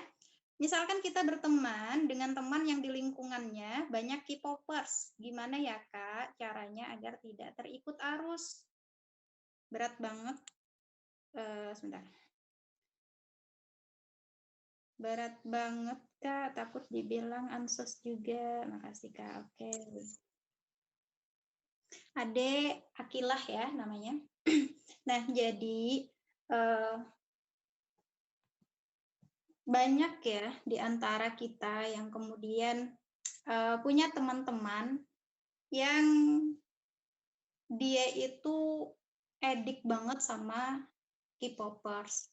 Bahkan hal tersebut bukan hanya di kalangan orang-orang yang awam, artinya di pondok pun juga anak-anak itu sudah banyak yang terpengaruh gitu ya, yang mereka itu bahkan ada yang kalau nggak ngedengerin lagu itu sehari aja itu mereka benar-benar yang kayak orang stres gitu ya, udah kecanduan banget. Nah, maka dalam hal ini kita sebagai seorang enggak yang langsung tiba-tiba kita itu menjauhi mereka. Karena kalau kemudian kita langsung menjauhi mereka atau kemudian kita karena tidak mau terpengaruh kemudian kita menjauhi mereka, lantas siapa yang kemudian akan mendakwahi mereka? Nah, itu yang pertama. Tetap gitu ya, kita bertemu mendakwahi seseorang itu kan enggak semua orang yang ketika kita dakwahi Islam itu langsung menerima. Ada yang kemudian langsung ilfil, langsung menjauhi kita. Nah, tetapi kalau kita itu mendekatinya dengan perasaan, mendekatinya dengan sebagai seorang teman gitu ya, ya itu akan insya Allah lebih mudah diterima. Apalagi K-popers. Biasanya gitu ya, karena kakak sendiri juga dulu adalah seorang K-popers, ketika mau mendakwahi teman yang dia juga seorang K-popers gitu ya, jadi kakak itu nggak langsung kemudian nggak ini loh, nggak bagus loh itu nanti apa sih ini banget sama orang-orang orang-orang yang kemudian dia kafir, kok kita ngidolain dia banget. Aku dulu ngidolain dia, tapi sekarang udah taubat, kan nggak langsung kayak gitu. Tetapi yang kakak lakukan ada ikut nimbrung sama dia. Misalkan, siapa sih yang lagi comeback gitu ya?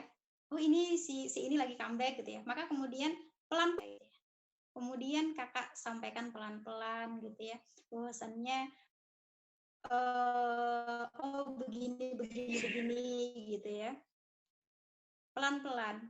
Tapi kalau misalkan kita sendiri nggak pernah terjun ke dunia per-K-popan, bisa di teman tim dakwahnya Ustadz Fuad Naim misalkan, ada acara nih misalkan ya, ada kelas tentang K-popers, boleh diarahkan ke sana kalau misalkan kita sendiri nggak mampu untuk mendakwahi, karena boleh jadi kita nggak tahu dunia K-pop itu seperti apa. Nanti kalau kita yang cari tahu, malah kemudian kita bisa jadi yang terpengaruh gitu ya. Maka arahkan kepada teman-teman dakwah yang memang khusus dakwah tentang K-popers. Boleh diarahkan kepada suruh ikut kelas, ekskul, dan seterusnya, dan seterusnya. Itu sih yang kemudian bisa kita lakukan, nggak langsung dijauhi, karena kalau dijauhi, nanti siapa dong mendakwahi mereka? Kalau kitanya nggak mampu mendakwahi, belum mampu, dan belum berani gitu ya, berdakwah terkait K-pop, karena tahu-tahu jangan-jangan nanti kita salah ngomong, malah dihujat sama mereka. Karena kita nggak tahu dunia K-pop seperti apa.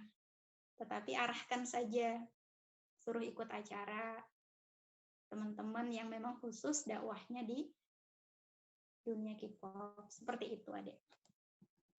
Adik Akilah ya tadi. Oke? Oke, sama-sama. Ada pertanyaan lagi? Karena MC sebelumnya ada berhalangan, jadi Ulun ambil alih, Kak. Iya, silakan, Dek.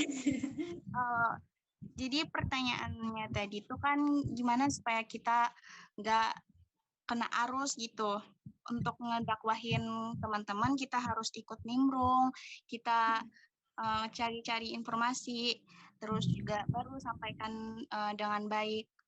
Kan kalau nggak, jangan sampai kita langsung ngejudge kamu nggak boleh gitu, tapi harus secara perlahan. Kalau nggak bisa kita baru ikutin kelas ekskul. Oke, bagi teman-teman siapa lagi yang tanya? Silahkan kalau ingin dibuka audionya, silahkan, atau di kolom chat. Cek. Bismillahirrahmanirrahim. Assalamualaikum warahmatullahi wabarakatuh. Waalaikumsalam Waalaikumsalam warahmatullahi. warahmatullahi wabarakatuh. Perkenalkan, nama Ulun Nurul Hatimah, atau biasa dipanggil Nurul. Ulun saat ini mengajar sebagai guru TK.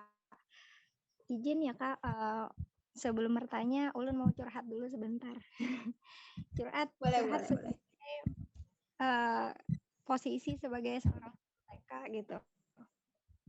Gini Kak, mungkin karena faktor lingkungan, entah itu informasi dari televisi atau lewat HP dan lain sebagainya, Ulun agak iris, bahkan sangat sakit hati ketika ada anak yang bertanya kepada Ulun, Ibu, apakah Ibu sudah pacar gitu kan? Dan itu tuh masalahnya tidak hanya satu atau dua orang anak kayak gitu, dan itu tidak sekali dua kali gitu. Jadi gimana ya perasaan sebagai guru, dan ketika dikomunikasikan pun dengan orang tua murid, kebanyakan orang tua murid itu tidak punya waktu dengan berbagai macam alasan. Itu apa ya, kebanyakan orang tua muridnya itu bekerja keduanya gitu kan. Itu tuh sangat miris ya Kak gitu. Bahkan saat ini kemarin sangat senang ketika ada film Nusa dan Rara, karena kan banyak informasi-informasi ada kebaikan tentang yang anak-anak itu sangat suka kayak gitu. Nah, tapi baru-baru ini dapat kabar lagi bahwa Nusa dan Rara itu mendapatkan halangan-halangan atau batasan-batasan yang tidak tahu juga ya kita dari mana kayak gitu. Jadi itu yang ingin Ulun curhatkan kayak gitu. Karena jujur itu Ulun sakit hati banget. Banyak sekali anak TK yang lebih dewasa daripada usia yang seharusnya kayak gitu. Nah, pertanyaannya Ulun, kita tahu kita tidak bisa memilih dari mana kita dilahirkan, entah itu dari keluarga atau ras dan lain sebagainya. Jadi banyak dari kita yang lahir dalam keluarga yang dalam artian agamanya biasa-biasa saja, atau malah ada di bawah dari standar yang dalam tanda agama itu hanya dalam kriteria saja kayak gitu.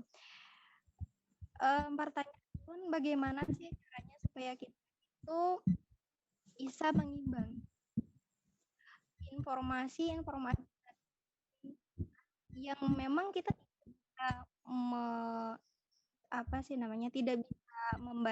tidak bisa menolak, karena memang lingkungan itu cukup dekat dengan kita kayak gitu. Kayak bisa dimengerti Kak. Jadi bagaimana cara kita agar membatasi lingkungan kita yang masuk itu, atau maksudnya kayak hal-hal yang negatif itu bisa kita tawarkan dengan apa kayak gitu. Terima kasih Kak, mohon maaf. Ya, gimana Ustazah Malika Langsung dijawab aja ya. Gimana? Langsung Kakak jawab ya. Enggak, silahkan. Baik, terima kasih Adik sudah berbagi. Menjadi seorang guru itu memang pekerjaan yang kadang itu kalau kita nggak kuat, kita yang bisa depresi gitu ya. Terlebih ya tadi gitu ya. Kok suaranya bocor ya? Kayak ada balik ke Kakak. Ya. Nah, jadi karena Kakak dulu juga pernah ngajarnya itu di SMA, dan masa-masa SMA itu adalah ya lah ya, kalian tahu sendiri bagaimana masa remaja yang masih aktif-aktifnya, masih kemudian banyak tertarik, banyak penasaran dengan banyak hal gitu ya, menghadapi anak-anak yang macam-macam lah ya permasalahannya gitu ya, ketika mereka sudah tahu tentang yang namanya virus-virus merah jambu, mereka mulai tertarik dengan lawan jenis gitu ya. Nah, itu juga kakak rasakan. Dan nggak kebayang sih kalau kemudian kakak mendapati di posisi adik Nurul yang itu anak TK gitu loh. Mungkin kalau anak SMA ya, usia yang memang dia sudah mulai tertarik dengan lawan jenis gitu ya. Tinggalkan bagaimana kita mengarahkan. Tetapi kalau itu adalah anak-anak TK dan di kampung-kampung itu banyak kakak dapati gitu ya. Di kampung kakak terutama gitu ya, ketika kita kakak pulkam gitu ya. Ya tidak jarang kemudian mendapati hal yang seperti itu. Karena memang informasi yang didapatkan oleh seorang anak yang itu adalah masa-masa golden age, masa-masa keemasan bagi seorang anak, di mana dia itu adalah masa informasi yang masuk ke dalam dirinya itu akan sangat mudah dia tangkap dan bertahan lama. Jadi sampai nanti kemudian dia terus bertumbuh gitu ya, informasi-informasi yang kemudian dia dapatkan di masa anak-anak itu akan mempengaruhi pertumbuhan dia. Nah, ini tidak lain pasti kan karena pengaruh dari orang tuanya. Karena ya mau siapa lagi yang kemudian akan di bahasa kasarnya itu akan disalahkan, siapa lagi kalau kemudian bukan orang tuanya gitu ya. Karena orang tua itu adalah sebagai pendidik utama, pendidik pertama yang kemudian nanti misalkan gitu ya, kalau orang tuanya itu mendidiknya benar, ketika anak-anak itu mendapatkan informasi dari luar, maka orang tua itu bisa memfilter, orang tua itu bisa kemudian mengcounter informasi yang didapatkan anaknya itu untuk kemudian dibenahi. Tetapi kalau orang tuanya itu tidak menjadi orang tua yang benar-benar dia berperan sebagai orang tua gitu ya, informasi apapun yang didapatkan oleh anaknya gitu ya, maka akan dia biarkan gitu. Dia orang tuanya menganggap itu hal biasa. Oh, berpacaran itu hal yang biasa sekarang gitu. Apalagi orang tua sekarang, mereka nggak mau capek anak itu supaya diam dikasih apa? Gadget. Orang tuanya lagi sibuk, lagi repot di dapur, nggak mau berisik gitu ya, dengar anaknya ngerengek, dengar anaknya minta ditemenin terus, maka dia kasih gadget. Gadget tontonannya kita nggak bisa ngontrol, apapun ditonton gitu ya. Itulah yang terjadi.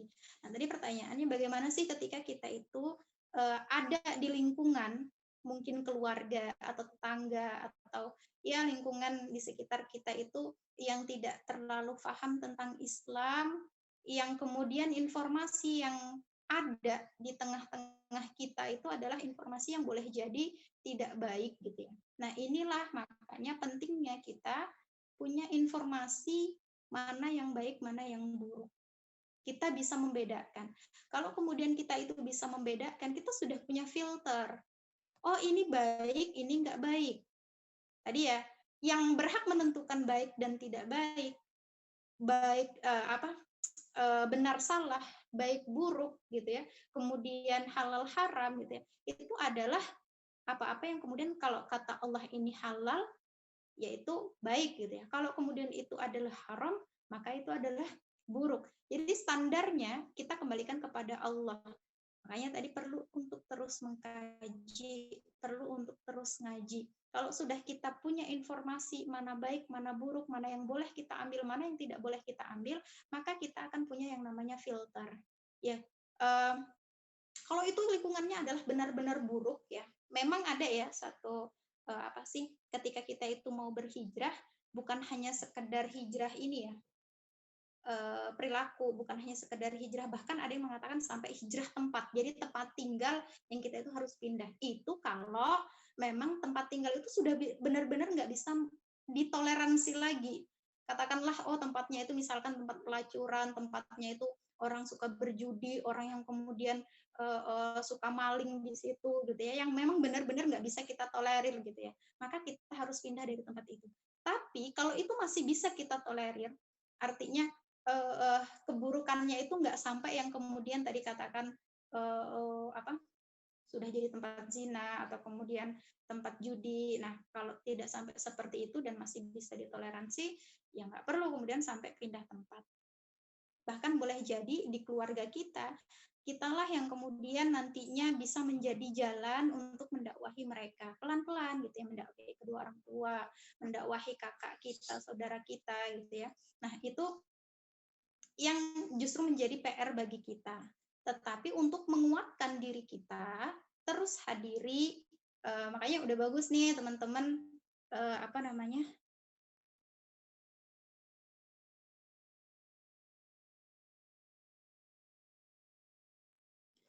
bagus lagi gitu ya kalau teman-teman itu bisa gabung ke komunitas, berkumpul dengan orang-orang yang solihah. Nah, itu salah satu kemudian bisa kita itu terus istiqomah di jalan kita.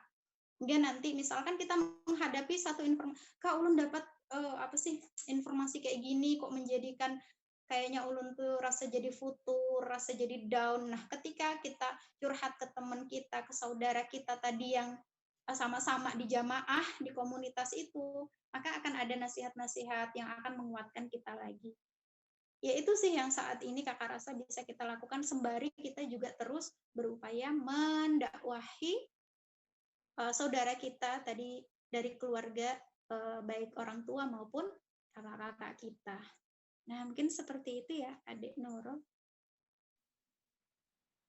Semoga terjawab ya Mbak Nurul atas pertanyaannya. Mungkin satu pertanyaan lagi, Ustazah. Di kolom chat ada nggak, Dek? Ada tadi. Ulun bacakanlah. Kak, kalau teman yang udah edik ke barat-baratan, bahkan pemikirannya udah barat, dia terus nyebarin pemikiran feminisme, juga ke yang lain, kalau dakwahin K-popers kan dia sukanya karena fisik, lagu, kalau pemikiran apakah sama juga? Soalnya mereka kan ada pegangan buku-buku logika ilmuwan barat sana, Kak. Gimana tuh? Oke. Adik siapa yang nanya? Siapa yang nanya? Dari Nadia Salma. Dari Nadia Salmahani. Oke, Adik, kakak panggil Nadia aja ya. Adik Nadia terkait, betul ya, kita hari ini kan nggak terkhusus kepada drama Korea, K-pop, tetapi ternyata Barat, baik di filmnya atau kemudian juga tidak kalah berbahayanya. Jadi gini, dunia Barat gitu ya, itu mereka menganut yang namanya ideologi kapitalisme, yang akidahnya itu adalah memisahkan agama dari kehidupan. Nah, tadi kalau kita bicara Ghazul Fikr, salah satunya itu adalah memisahkan agama dari kehidupan. Jangan pakai agama untuk menjadi standar kehidupan. Itu hanya urusan ibadah di rumah aja, urusan ibadah di masjid aja. Kalau kemudian kamu keluar ke tengah-tengah masyarakat, jangan bawa-bawa agama. Nah, salah satunya adalah, betul sekali, yang sekarang sangat ramai dan gencar banget itu adalah feminisme. Kakak juga mendapati teman-teman kakak itu banyak yang jadi aktivis feminis. Nah, feminis itu kalau kita mengetahui latar belakang kemunculannya, sebenarnya itu kan mereka itu mau bangkit dari penindasan-penindasan yang mereka alami.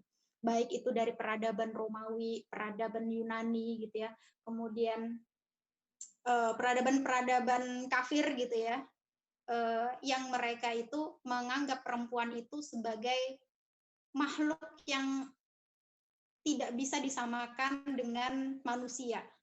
Jadi bukan hanya tidak bisa disamakan dengan laki-laki, tetapi tidak bisa disamakan dengan manusia. Karena perempuan itu dia fungsinya hanya untuk memuaskan laki-laki, yang dia tidak punya hak apapun gitu ya, yang bahkan dia itu bisa dipakai bergantian, itu kan latar belakang kemunculan dari feminisme. Mereka mau memperjuangkan hak-hak perempuan. Nah, kalau kita melihat penindasan-penindasan yang terjadi itu tidak sedikit pun, tidak ada hubungannya sedikit pun dengan Islam.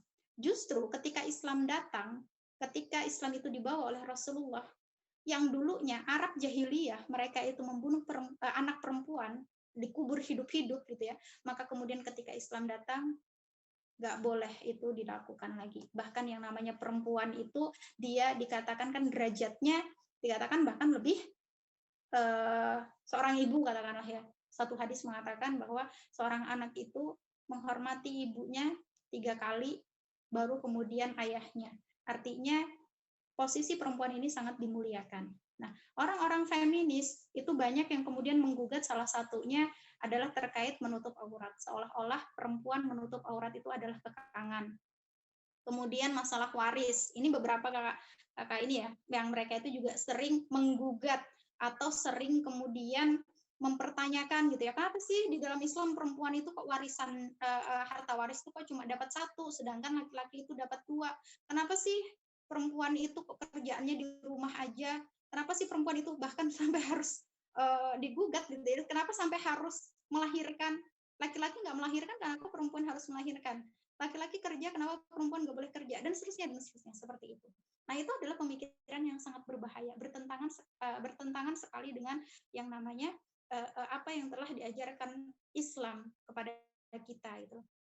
Nah, ini yang ternyata kita rasakan betul dampak dari tadi ya, informasi yang kita dapatkan.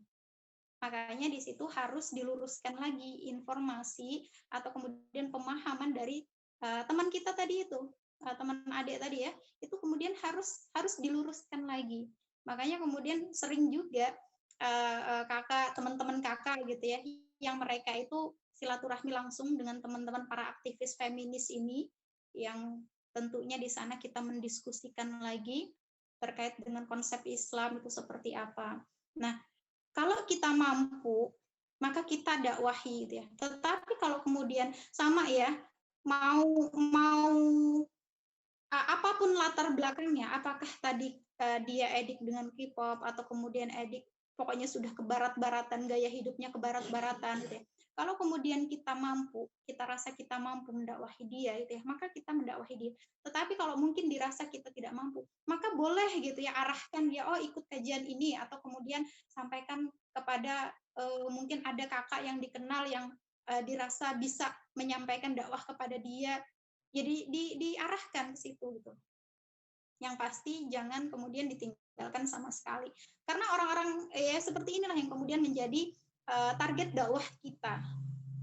Bukan berarti kemudian kita ini ya menganggap mereka itu tidak tahu agama, bahkan banyak kok di antara mereka itu yang aktivis itu muslimah. Tetapi karena tadi informasi yang dia dapatkan terkait latar belakang feminisme itu seperti apa, nggak ada kaitannya sama sekali dengan Islam gitu loh. Maka dalam artian di dalam Islam itu justru perempuan itu dimuliakan. Kenapa kok kita mengambil konsep feminis yang itu berasal dari Barat? Apa hubungannya dengan kita? Salah servernya, berarti salah jalan. Dia harusnya kalau kemudian mau memperjuangkan hak-hak perempuan, ayo kita kembali ke Islam. Lihat konsep Islam itu seperti apa memuliakan perempuan. Bagaimana peran perempuan muslimah itu di dalam Islam itu